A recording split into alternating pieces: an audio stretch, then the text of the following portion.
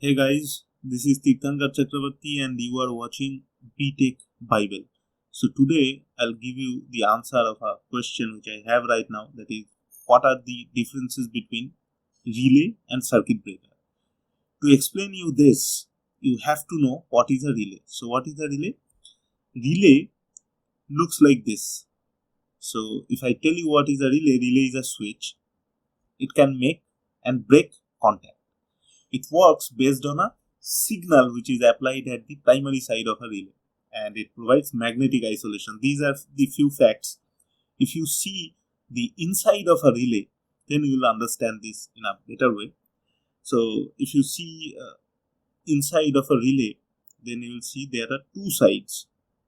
One is the primary side, which has a coil, and another is the secondary side, which has a contact. So this primary side and the secondary side are isolated. There are no physical connections between the contacts or the secondary side and the primary side. So how a relay works? If we apply a DC voltage across this coil, then this coil will become an electromagnet and it will pull this contact, and thus a contact will break and a contact will be made. So let me highlight this. If this coil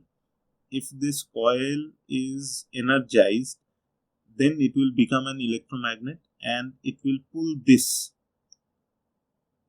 and NC and common contact will break and common and NO contact will be made. That's how a relay works. So it provides a magnetic isolation. That's how relay is used in many automation related circuits, where you can just apply a low voltage pulse at the primary side and you can control a high voltage circuits at the secondary side. Just like, for example, if you apply a 12 volt at the primary side, you can control a 230 volt at the secondary side, because there are no physical connection between these two sides. So how a relay works? On your left hand side, you are seeing this circuit. This is the not activated condition, and on your right hand side, you are seeing this as the activated condition. So when we apply a positive voltage and ground across the coil, then this coil will become an electromagnet, as I have said it, and this will pull this, and the contact between common and NC breaks, and the contact between NO and common makes.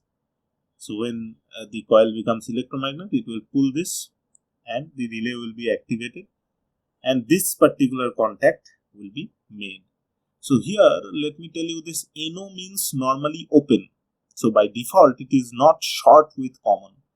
NC means normally closed. So by default it is short with the common. So NC and common, this contact breaks when relay is energized. NO and common, this contact makes when relay is energized. That's how a relay works. Now let's see what is a circuit breaker. Circuit breaker, unlike relay, is used to break contacts, only break contacts. It is available in miniature circuit breaker, or you can say MCB. See this image? This is the image of MCB. So it is made of an electrical switch gear. If you look at the details of MCB, it is an electrical switch gear.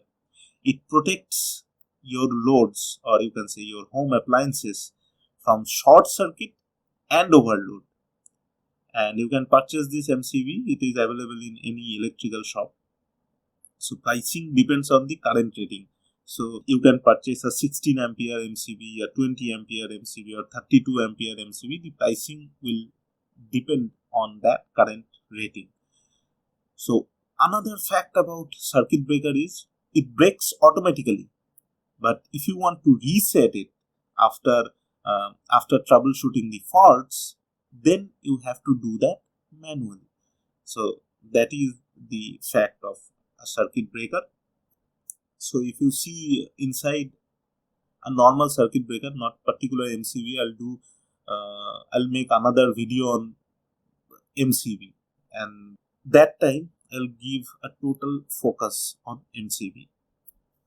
So if you see the inside of a circuit breaker, there are two contacts which are normally by default connected, and when the circuit breaker is not activated, the contacts are connected. When the circuit breaker is activated, the contact breaks. That is how a circuit breaker works. Now let me tell you the main answer, that the differences between relay and circuit breaker. So relay is mainly a DC component.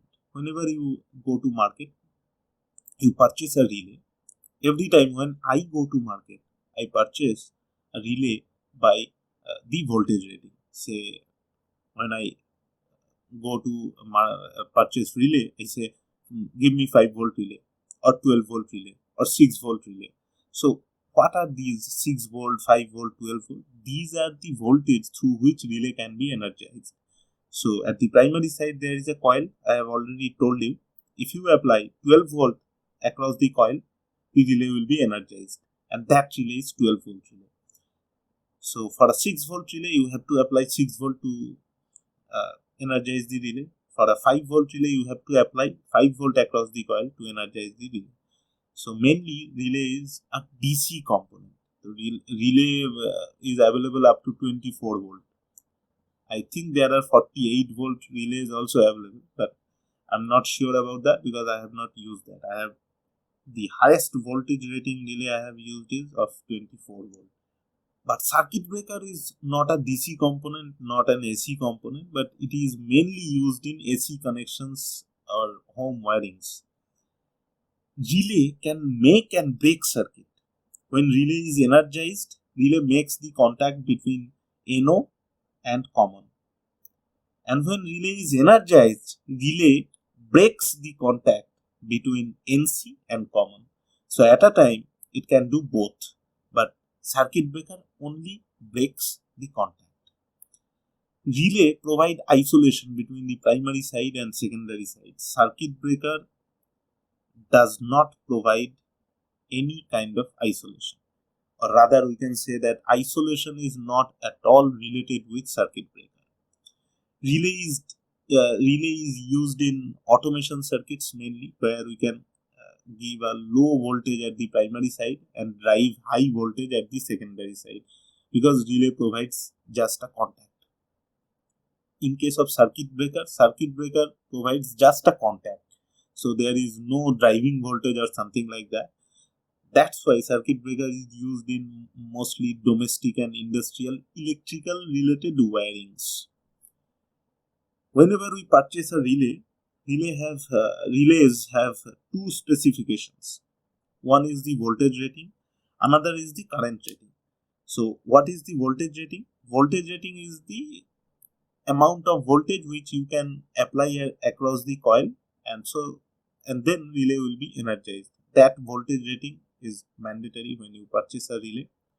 And the highest amount of current can pass through the contacts, that is another rating. When you purchase a relay, on top of the relay it will be written that this is a 12-volt relay. Some sort of writing will be there that this is a 12-volt relay, and current rating will also be mentioned, that maximum 10 ampere can pass through the contacts.